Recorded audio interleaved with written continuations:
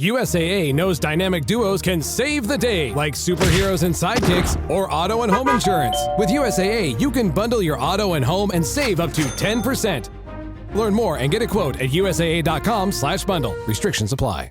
Introducing the new Volvo XC90 with 7-seat versatility, Google built-in, and advanced safety features for all your precious cargo. The new Volvo XC90, designed for life. Visit volvocars.com/US to learn more. Vitamin Water Zero Sugar has great taste, zero BS, and obviously zero sugar. For those with zero room in their calendar. Zero patience for slow walkers. Those who get 0 hours of sleep on a Saturday night. Have zero filter, zero given, and zero interest in grabbing a plain, boring water. Grab a delicious Vitamin Water Zero Sugar today. Shiver me timbers! It's time to set sail on a musical adventure that can only be described as Gilbert and Sullivan's coke-fueled out-of-body fever dream come to life. Can this blunder from down under stay afloat amidst the multitude of musicals, or will it sink under the weight of its own 80s truckload of cheese? It's time to see if the pirate movie is not that bad.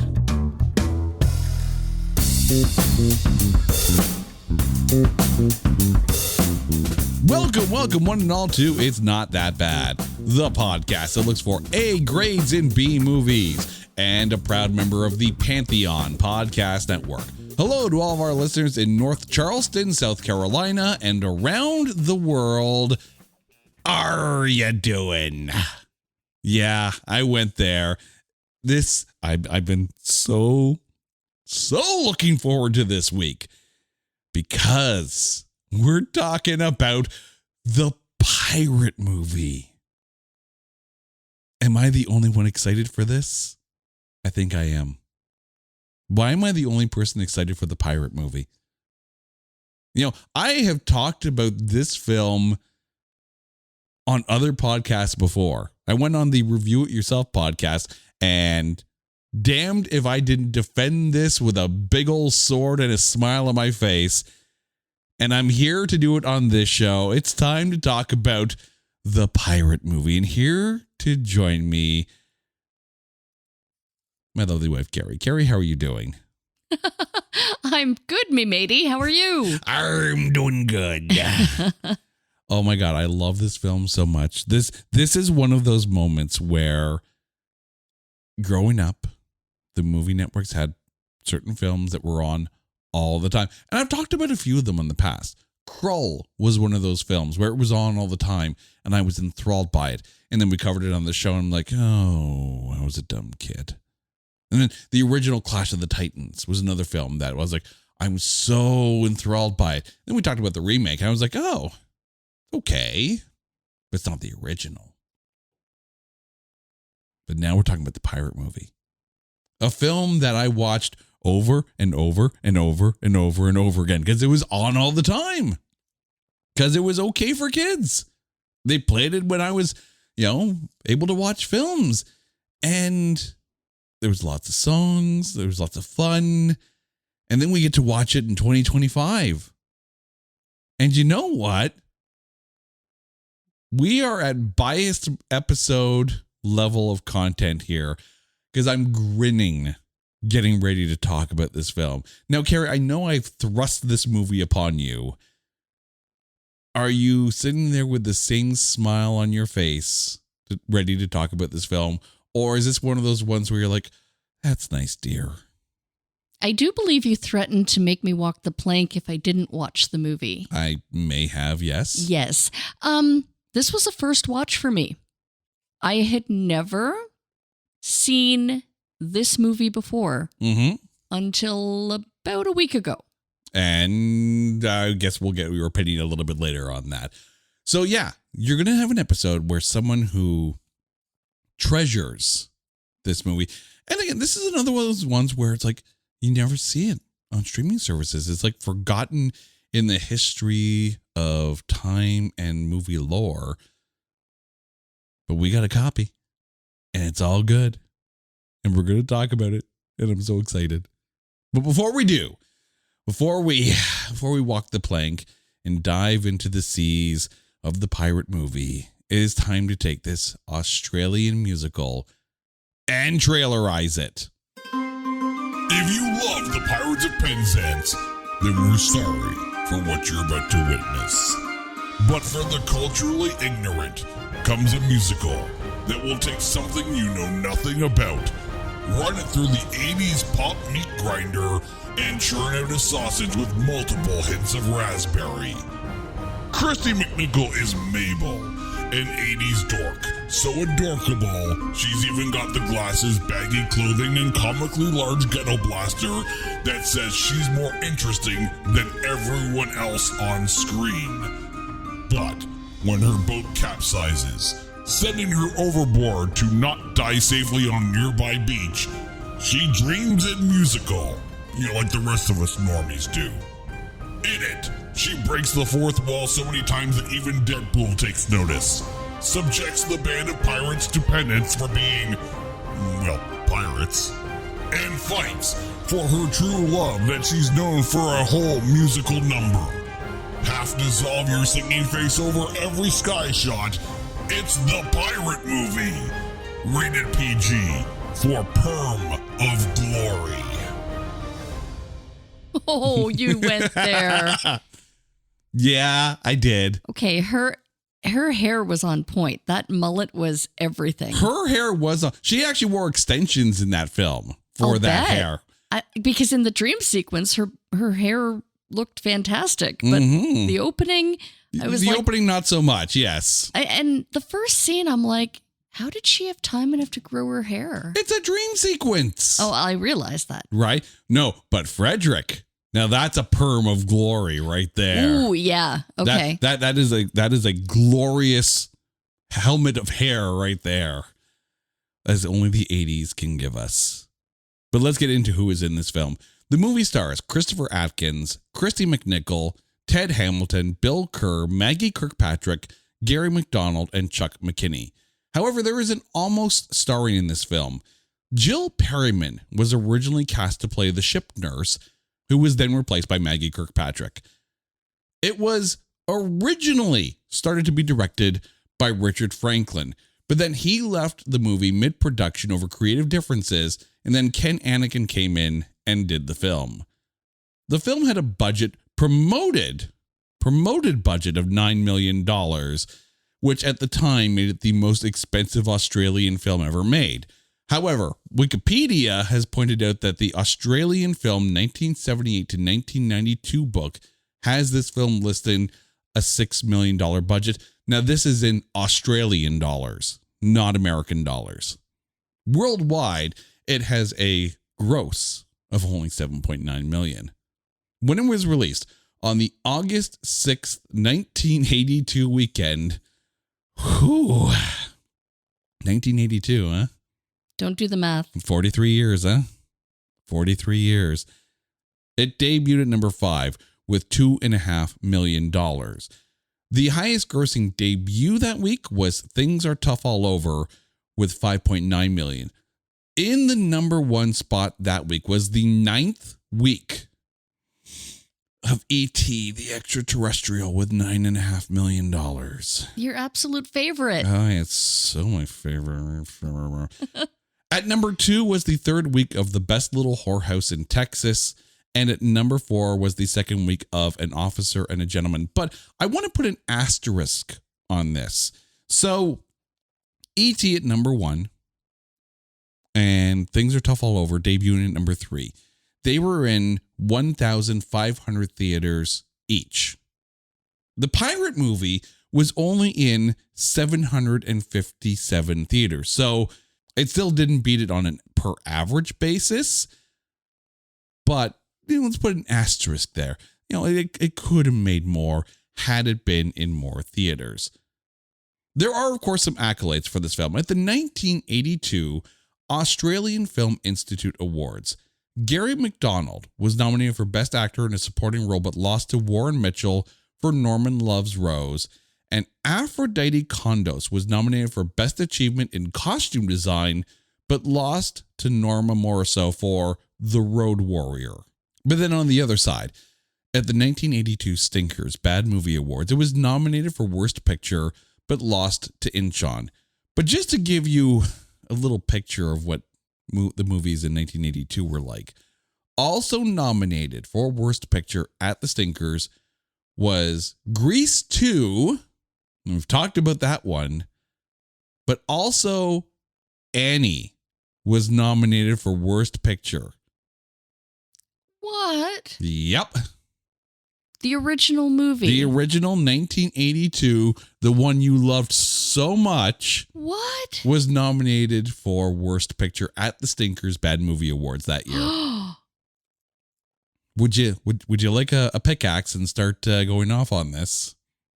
The sun will come out tomorrow. Not for Annie. Oh my God. But That's harsh. also, how many musicals does 1982 need? Really? Fair. Then at the 1983 Razzies, it was nominated for Worst Picture but lost to Inchon. Christopher Atkins was nominated for Worst Actor but lost to Laurence Olivier for Inchon. Christy McNichol was nominated for Worst Actress but lost to Pia Zadora for Butterfly. Ted Hamilton was nominated for Worst Supporting Actor but lost to Ed McMahon for Butterfly. It was nominated for Worst Screenplay but lost to Inchon. Happy Ending was nominated for Worst Original Song, but lost to the same movie for Pumpin' and Blowin'. Yeah, Pumpin' and Blowin' won Worst Original Song that year. It won for Worst Musical Score, and Ken Anakin won for Worst Director, but tied with Terrence Young for Inchon. This film, though, by that very nature, has the most Razzie nominations ever for an Australian-made movie. But this is where it gets fascinating, are the ratings. Over Rotten Tomatoes, the film has a popcorn meter of 77%. The tomatometer sits at 9. Wow. 9. And I know listeners who tune into us regularly, thank you all, will remember the Grading on a Curve musical movies episode. This film was lower rated than some of the musicals that we talked about on that show, but we didn't include it. Why? Because I wanted this movie for a whole episode. I didn't, what do you lose? Right, what do you lose on that episode? Because I hold the pirate movie dear to my heart. I could not in good conscience remove something like Cats and put this in. Of course, then I had to watch Cats. I could have saved myself. Over at IMDb, it has a 5.4 out of 10 star rating for a 54%. Over at Metacritic, it has a Metascore of 19. At Letterboxd, it sits at a 58%. That's 2.9 stars out of 5. And at the Movie Database, sits at a 49% score, giving this film a 44.3% aggravated aggregate. So we have 77%, the popcorn meter is the high. 9% as the tomatometer is the low score. That's literally like your, someone delivering something to your house and saying, oh yeah, we'll be there between 8 a.m. and 8 p.m. Like that's a range right there. So I know it's a wide range, Carrie, but from 9 to 77, is this film in or outside of that range? That feels like saying, hey, does this film have a number? But where would you put this film? Keep in mind the aggravated aggregate is 44.3%. I don't think it's fair to sit at 9. I think 77 is high, but I see how much you love this movie, and maybe I'm missing something, because I have a feeling if I had grown up watching this movie as you did, it would hold a different, more special place in my heart. Right. But I'm missing the nostalgic factor. Fair. Because keep in mind, like by the time this film hit like the movie networks and whatnot, like the pay-per-views, not pay-per-views, but like pay TV, I'm getting close to 10 years old if I'm not already there. So this is hitting kind of like that critical core movie memory kind of time of my life. Did you ever see it as like a Friday or the day before a holiday at school where they wheel in the VHS cart with the TV? Nope. No. You never saw it in school. This was always at home. What are they going to teach you at school with this film? About pirates. No. I mean, I could understand if they brought this in to talk about classic opera, because of course it is very, very loosely based on the Pirates of Penzance, the Gilbert and Sullivan musical. And this was kind of hurried up to the theaters because there was another Pirates of Penzance film being made. So they wanted to try to get in there and be first, basically. But yeah. How about the Pirate Revolution? What the hell? Her father was like a lieutenant general. No, he was the very model of a modern major general. So, viva la revolution of the pirates. Oh, jeez. I'm reaching here. I'm trying. You are. I'm going to reach for my drink while you reach over there. Hey, it's Paris. You know I love sparkly things, right? Like stars. Duh. And thanks to Hilton and AutoCamp, I just slept under them. Picture me, serving looks by the fire outside my luxurious Airstream, making s'mores with the kids, while a national park is our backdrop. The great outdoors meets Hilton hospitality. That's hot. Explore all the new ways to stay at Hilton.com. Hilton for the stay. This episode is brought to you by Indeed. When your computer breaks, you don't wait for it to magically start working again. You fix the problem. So why wait to hire the people your company desperately needs? Use Indeed's sponsored jobs to hire top talent fast. And even better, you only pay for results. There's no need to wait. Speed up your hiring with a $75 sponsored job credit at Indeed.com/podcast. Terms and conditions apply. Eczema isn't always obvious, but it's real.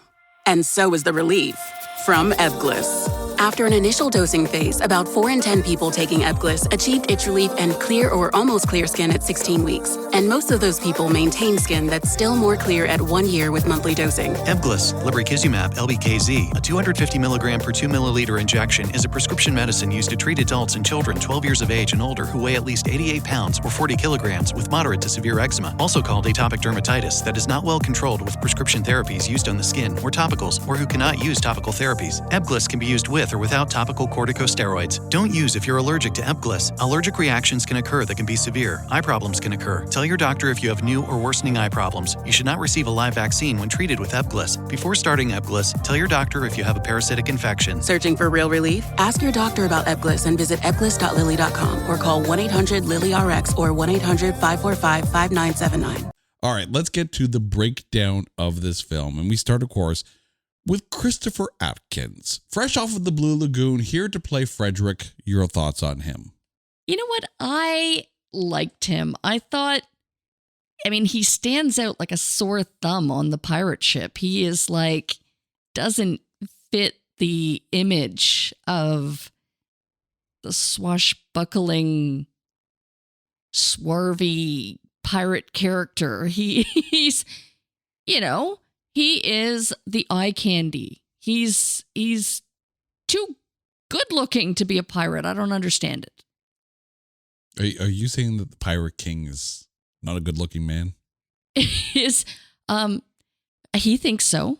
He does think so. Here's the thing. You have to take a look at his story, right?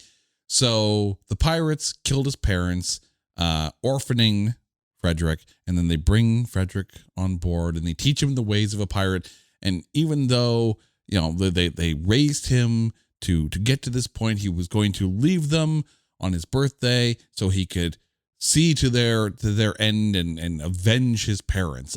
He's not a pirate. They treated him poorly while he was on this ship. They treated him poorly? How? They made him walk the plank. Well, because he literally told them, yeah, I'm out and I'm going to take you all down. What are you going to do? Bring him to shore? Well, the girls liked him. The girls on the shore liked him. Well, also the ship nurse liked him too.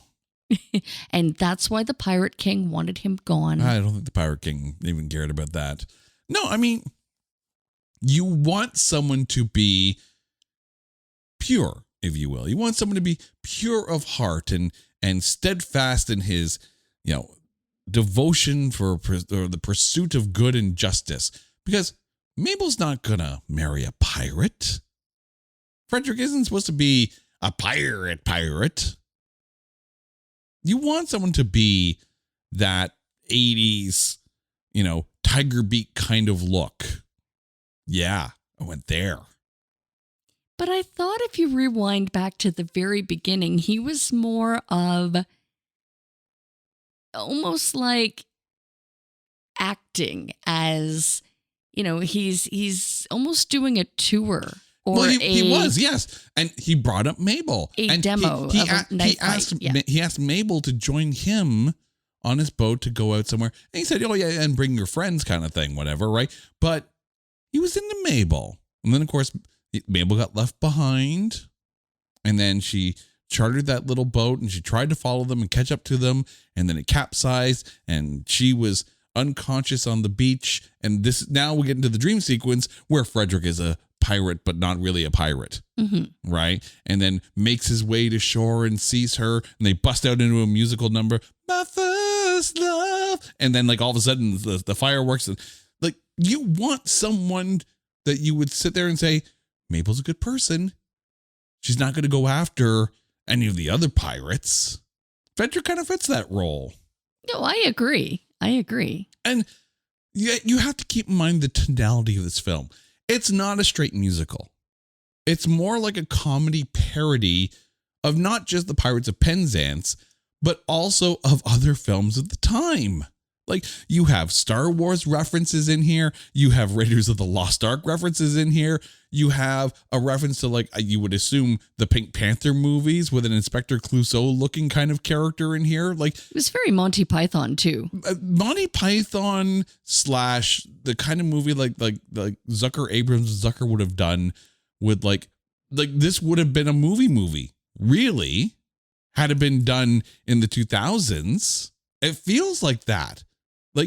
You have to think that maybe Scary Movie got its little tip of the hat from the pirate movie, because it is making fun of pirate films. It's making fun of other films of the day and making fun of musicals too. So yeah, going back and watching this film is smarter as I watch it as an adult rather than me getting a kick out of it as a kid watching it back in the day. Christy McNichol, who played Mabel, your thoughts? Absolutely adorable. She was perfect. I think it worked that it started out that she was kind of the underdog, kind of, the, I dare say, loser character, but she had the glasses and the huge boom box and was left ashore, picking up McDonald's horribly for everybody. Yeah, exactly. And she was crushing on this guy that gets swept away by, a boat full of girls and bitches.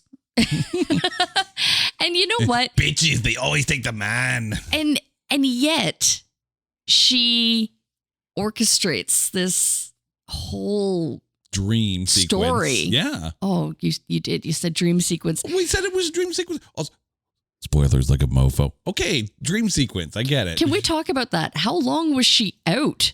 I mean, she would have to be clinically dead or in a coma for this whole story to unravel. Okay, I'm sorry. If I am washed ashore on a beach and there's no one around, and I wake up, I'm like, oh my God, it's nice and quiet. I'm going to go back to bed because I never get a chance to sleep like this.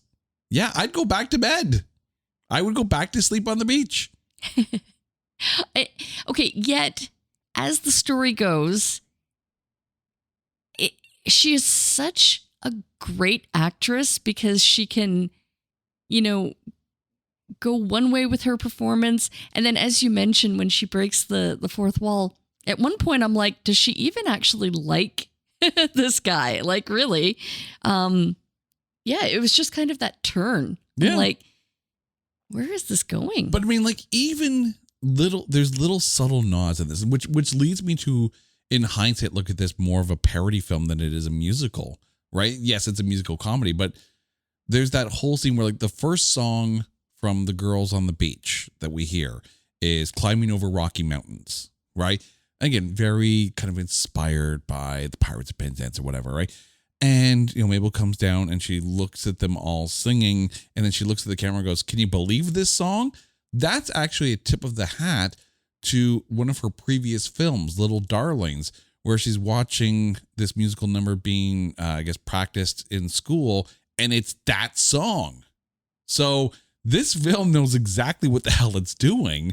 And these little fourth wall breaks, this is what I think really attracted me to this film, was that it was those little fourth wall breaks. It was like telling the joke to the viewer. And it was one of the first films I remember of actually breaking the fourth wall before I even realized what the concept of breaking the fourth wall was. But Christy McNichol brought such good comedic, fun, boppy timing to this. Like, I loved her presence. Her entire aura in this is so much fun. And I recognize that she has retired from acting, but to this day, Christy McNichol doesn't get the flowers she deserves for how much fun Mabel is in this. And her costumes were absolutely on point too. Right? She had the most adorable outfits during every scene.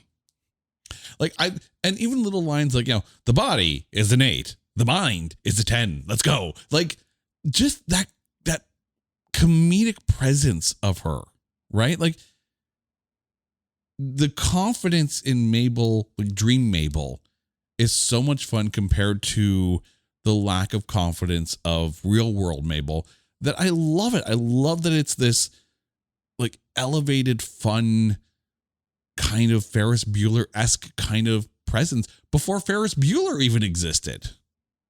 Like, I'd be curious to know if the creators of Ferris Bueller's Day Off actually looked at this film for that whole fourth wall breaking idea.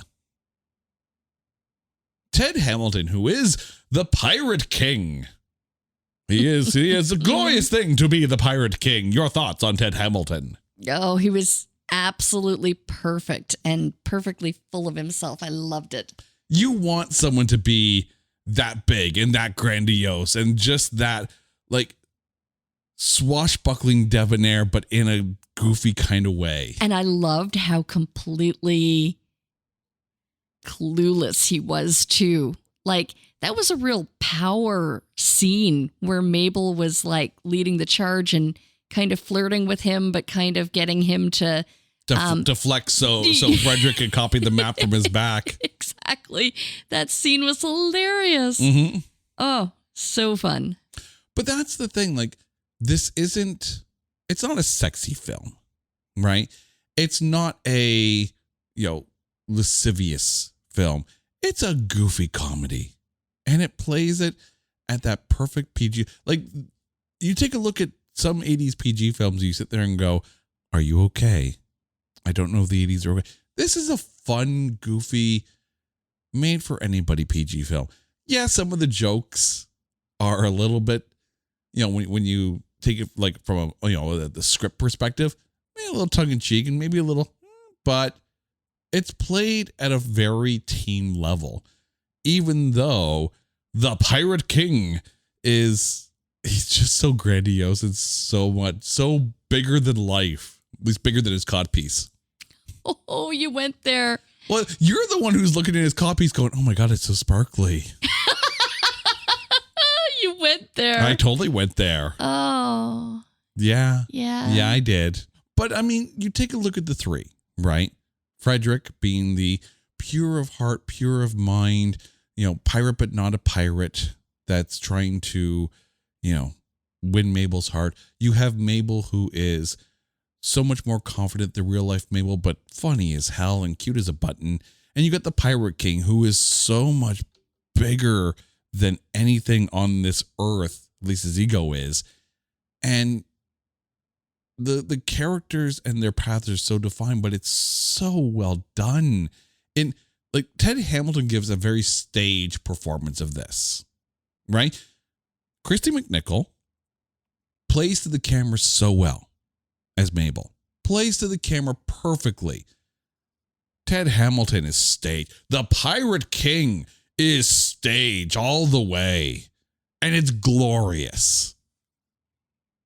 Bill Kerr, who plays Major General Stanley, that's right, he is the very model of a modern Major General. Your thoughts on the General? Absolutely hilarious. I loved him. Every scene that he was in, oh my God, did he make me smile. It's just a merry old prankster, this guy. He was so funny. Right? It reminds me a little bit of Commandant Lassard from Police Academy, even though this film came out 2 years before Police Academy did. But you wanted someone clearly with a, for lack of a better term, drunken in charge. That's the best way you can describe the Major General. But it works in a fun, goofy way. And yeah, kind of stage again, right? Even though his play is more camera directed, but he is very stage in this. Like, and that's what I think you want in something like this. Like movies like Airplane and Scary Movie, and even The Naked Gun, they're camera plays. It's comedy designed for the lens. This is comedy that's designed for both. You can't just say it's just stage, right? Oscar was stage, right? The Sylvester Stallone film. Because it was a play that was brought to the cameras, but it was played out like the stage. Clue felt like the stage play. This was a clever combination of both. And that's hard to pull off. I kind of saw him like the John Cleese character. I'm really leaning towards Monty Python whenever I think of the Major General and the police officers, the police squad, and their Tarantara. dancing / marching. Yeah. Like / running behind trees. Somewhat Keystone Cops-esque. Yeah, that was very Monty Python-esque, yes. It was. It totally made me think of Monty Python. And I mean, if that's the case, then the Major General is very John Cleese. Yeah.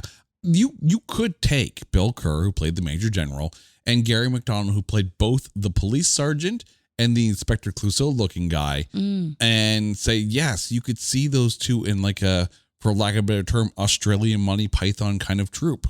Throw it in Ted Hamilton for fun, and I could see people who like Monty Python really enjoying aspects of this film. Mm-hmm. But since you mentioned him, Gary McDonald, who played the police sergeant and then the inspector as well, your thoughts on him? Absolutely loved every scene with them. Like the entire police squad were so funny because I don't think it lies on one actor's shoulder, where it was such an ensemble. They're choreographed and how they played off each other. And, one would lean and it was almost like a domino effect.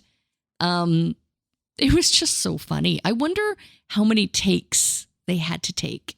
I don't know, because I mean, it's not like they held back budget. If they're out there saying that this was the most expensive Australian film ever made, then they're not holding back on budget. So they're going to do retakes where need be.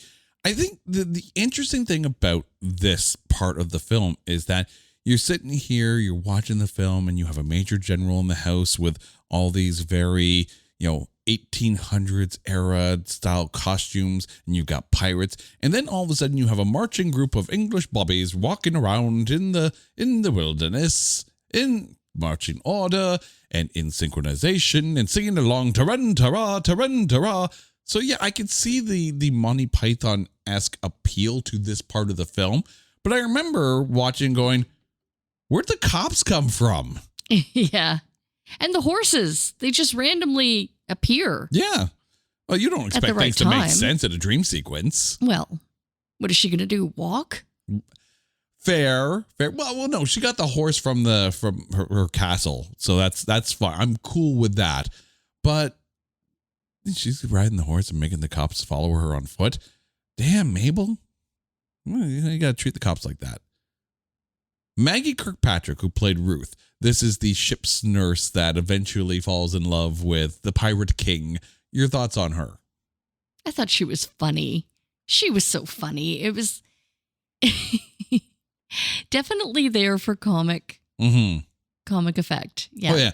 No, I mean, if this was Monty Python, this would probably be like Eric Idle dressed up in a dress. Yes.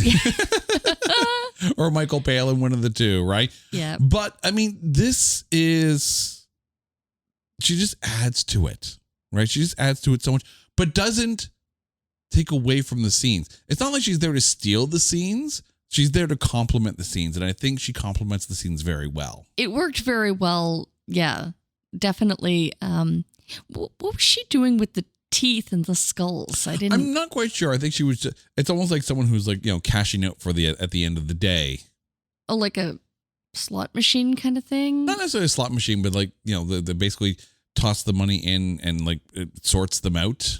Oh, so the teeth were currency then. I don't know. Okay. The pirates just fought off a bunch of ninjas, which is the most 80 thing I think I said in all day, aside from, gratuitously oversized, comically large ghetto blaster. But I think it makes sense, right? Because in the time of pirates, there was scurvy and it would affect their teeth. Do you know how much I want to bust into Pink singing Scurvy? Yeah, I know. I know. But this film is so freaking 80s. Like, it's so 80s. Take the ghetto blaster aside, okay? Because that ghetto blaster was everything in the 80s, right? Also, why is Mabel carrying around a ghetto blaster that size? She's the party. It's okay, but whatever, right? You got ninjas. You got Monty Python-esque humor. You have Star Wars and Raiders of the Lost Ark references. So freaking 80s. Not only the convenience of the ongoing quest for love that can be literally quashed in one song. Kindled and quashed in one song all at the same time. Yeah. One last actor to talk about, Chuck McKinney. He was the black pirate who was very much kind of like the second in command to the Pirate King. Your thoughts on him? So funny. My God, when they were at the door and he was like ringing the bell, they like had this huge, huge pillar or battering post. ram, yeah. And they run it to the door and you think that they're going to run right through and they bing, ring the doorbell. He reminds me, and again, I recognize that this film came out 2 years before Police Academy, but he reminds me of what Michael Winslow did with in Police Academy. Very much so, or even in the movie series. Yeah. Yeah. They definitely paid homage to the just the goofiest second in charge character.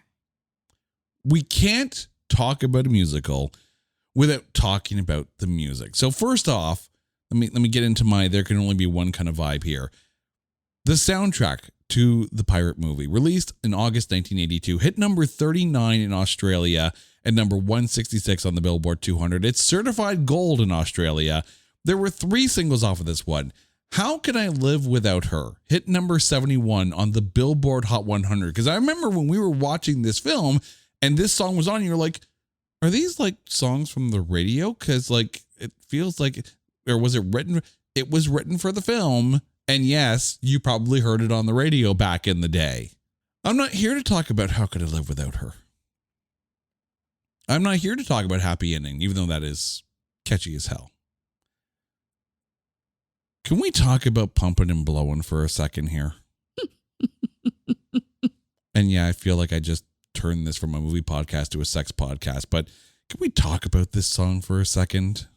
This is the song where they're looking for the Major General's treasure in the bottom of the sea, And all of a sudden, a bunch of cartoon characters start bumping out. And meanwhile, Mabel's on the boat and she's churning the oxygen in for him.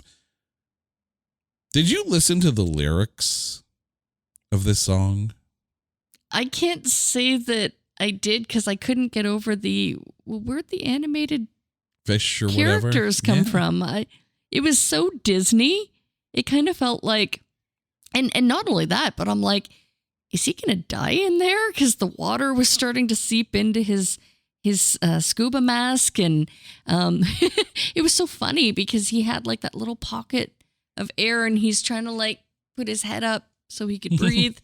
And how did he communicate with Mabel? How did she know? He pulled on the air hose, and when she saw the slack giving, then she had to remind herself to stop singing and keep giving him more oxygen. So you were talking about the lyrics. Are we talking spicy lyrics? Oh, okay. First things first. Okay. And I recognize, and this is where, songs from the 80s talked very much in metaphor. We all know what She Bop was about, Cyndi Lauper. We know what She Bop was about. Def Leppard, we know you didn't mean let's get rocked.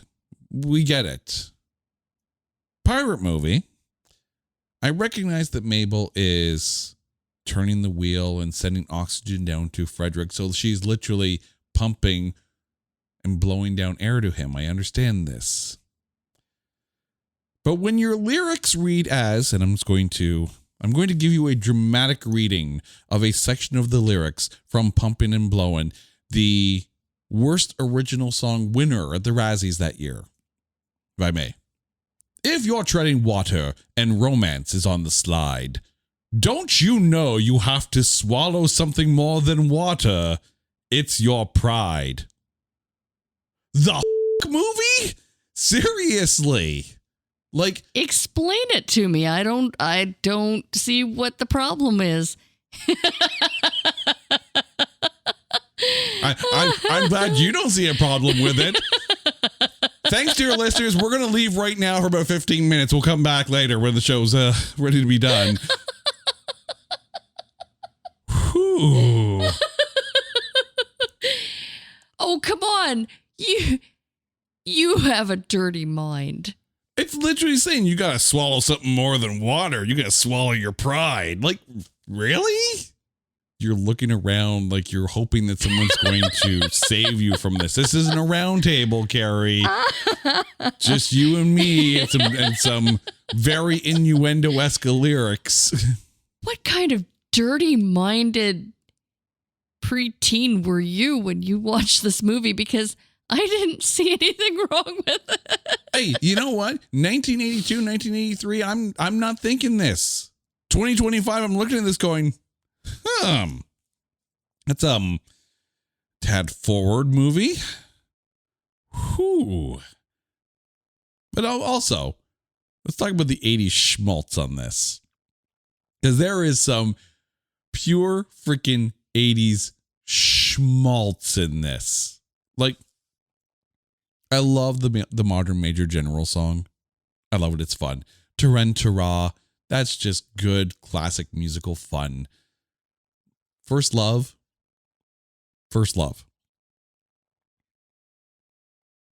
I remember 80s music. This was on the schmaltzier side of 80s music. Because, I mean, I will give Christy McNichol credit where credit's due. She's got a decent singing voice. Ted Hamilton is fun as hell. Christopher Atkins apparently went into singing training for this movie so he could pull it off. But, that's some schmaltz. Just schmaltz. I mentioned that this film is a musical comedy / parody. That's a hard combination of genres to kind of pull off. I think, and I don't even know really if the movie has its equal. I don't know if there's a movie out there that tackles musicals and parody at the same time. Maybe probably the closest thing you can get to it today is South Park Bigger, Longer, and Uncut. That's about it. as a movie, as a musical, or as a parody, do you think this leans more on one side, or do you think it straddles that line well? Again, this was a first watch, but I enjoyed it for what it was, and I could see it being a stage play. So as far as being a musical... Well, I mean, it is kind of based on the Pirates of Penzance. Loosely, yes. So yes, it is kind of based on a stage play. I mean, with the exception of, it was so absolutely lovely to see the different sets. I mean, first of all, who really has a coffin in their dining room? I mean, that kind of seemed like they had their own... I mean, they had their own library, like 2 floors. I want that library. I know you do. And they,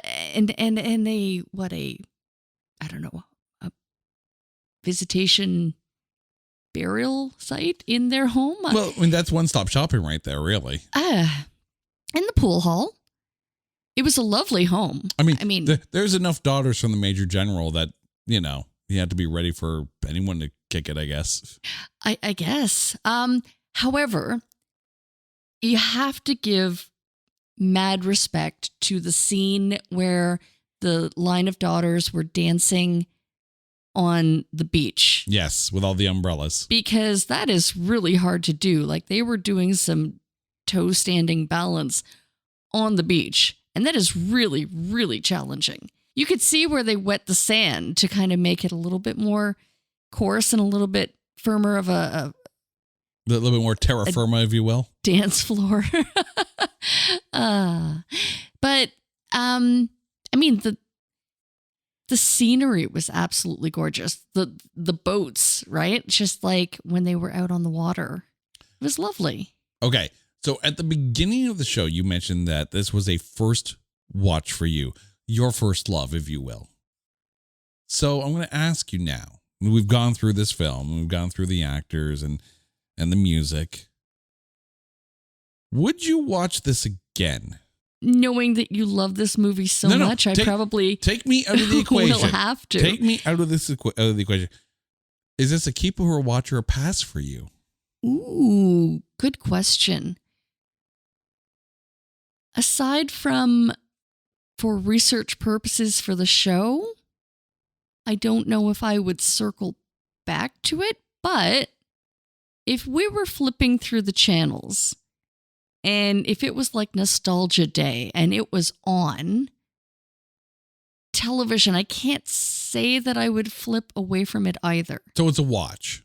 It's a watch. It's right down the middle. Fair.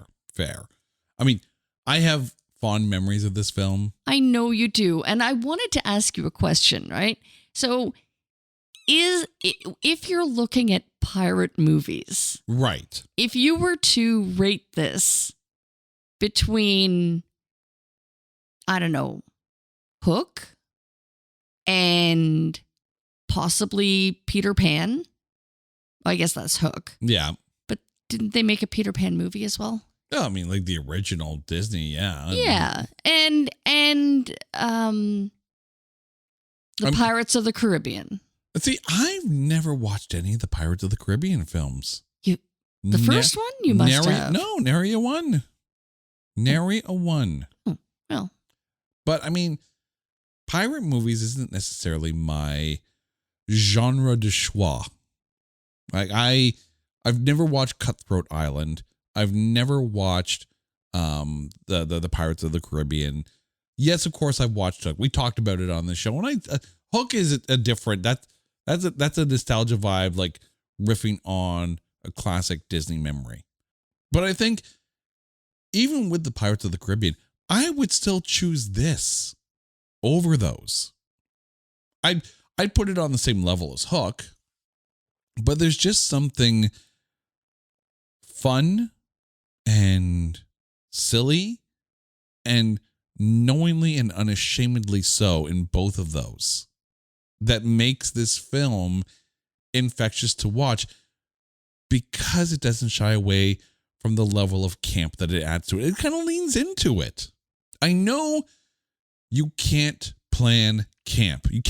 No one endeavors to go out and say, we're going to be the campiest movie ever, because you will fail. You will fail. But, if you just have fun, if you just smile and play along with everybody, it's kind of like watching a band, right? If the band is having fun on stage, it doesn't matter if you like the songs. If the band is having fun, the crowd's going to have fun. This movie was having fun. Ton of fun. And I had fun watching it, and I will always have fun watching this. Even though I agree that Pumped and Blowin' is probably the worst original song of that year. All right, Carrie, we have come to the end of our dream sequence.